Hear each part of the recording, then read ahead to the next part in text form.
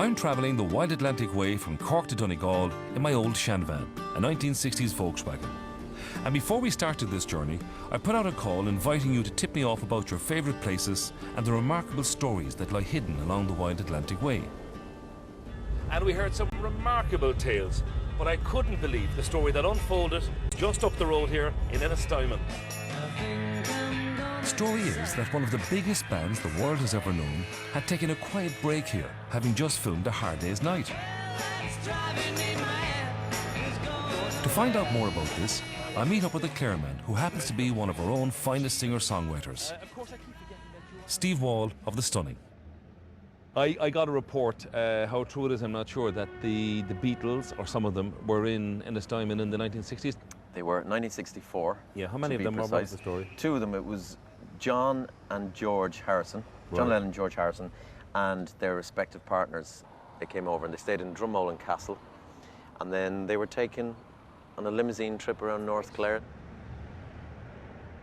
When I was around 14, 15 or something, I was teaching myself the guitar.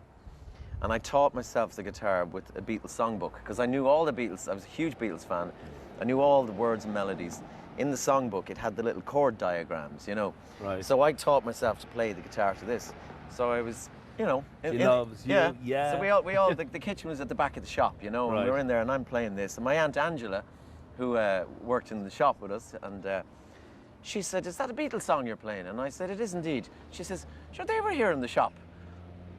I said, "What?" No, Aunt Angela, no, they weren't. Yeah. She says, "They were." She says, "They were in the shop. They bought a pair of shoes." I said, "You're joking me. How could the Beatles have been in this shop?" And he says, "As true as God," she says, "they were here in the shop." So I asked more about it. And in fact, the Beatles were in Epstein. They were wandered around the town. They were in our shop.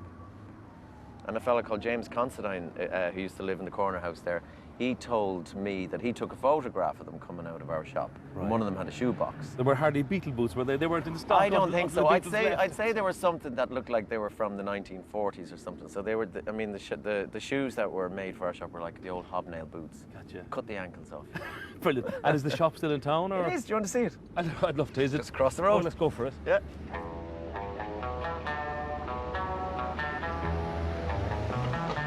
This is ours here. This is Go away. Yeah, this used to have over the, well, you can see it there. It was S. Wall, Stephen Wall, my grandfather, who I'm named after. So it was S. Wall boots and shoes. Brilliant. I can just imagine you as a 40-year-old down from Dublin practicing your old Beatles chords in the back. And when they left your shop, where did they go next? They would have gone over to Smith's Chemist. Right, still a chemist. And I spoke to what Barbara. about they were getting in the chemist? Did you find out? No idea, but Barbara Smith, she knew who they were, and she told me that she was too shy to talk to them. I mean, can you imagine, like a young girl at the counter? You're just working in a small town. You look up. You look up, and there's John Lennon coming in to get a few anodins. Yeah. Steve is bringing me to meet one of the few people who actually spoke to John and George on their visit.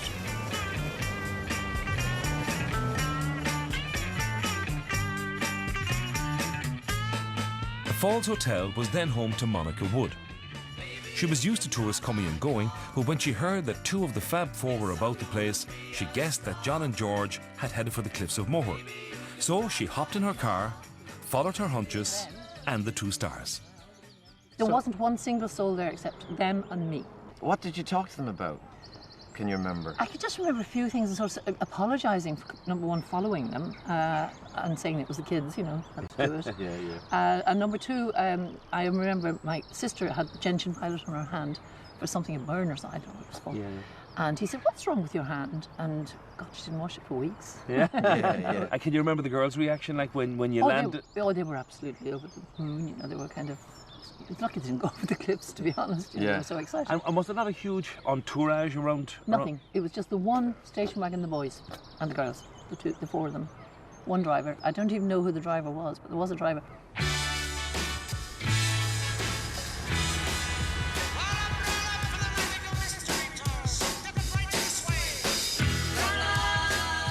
Nothing for it so but to create a Fab Four of our own. I'm going to be legendary Beatles manager Brian Epstein and lead my Fab Four in the footsteps of the original Beatles to the top of the cliffs of Moher.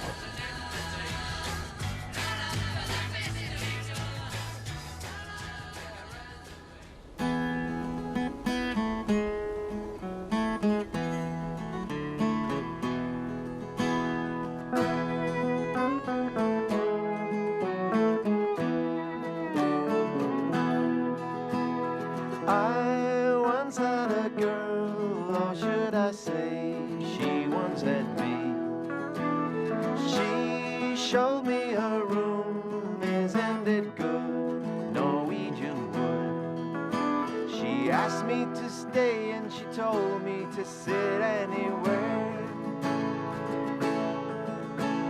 I looked around and I noticed there wasn't a chair. Absolutely class, Norwegian wood.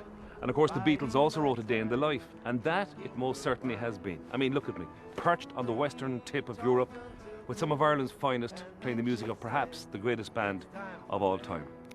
If I have a regret, and I do have one, it would be that I didn't bring a hat, because with all these tourists around, I could have thrown it on the ground. It would have been ice cream for all the boys. I guess I'll just never be a Brian Epstein.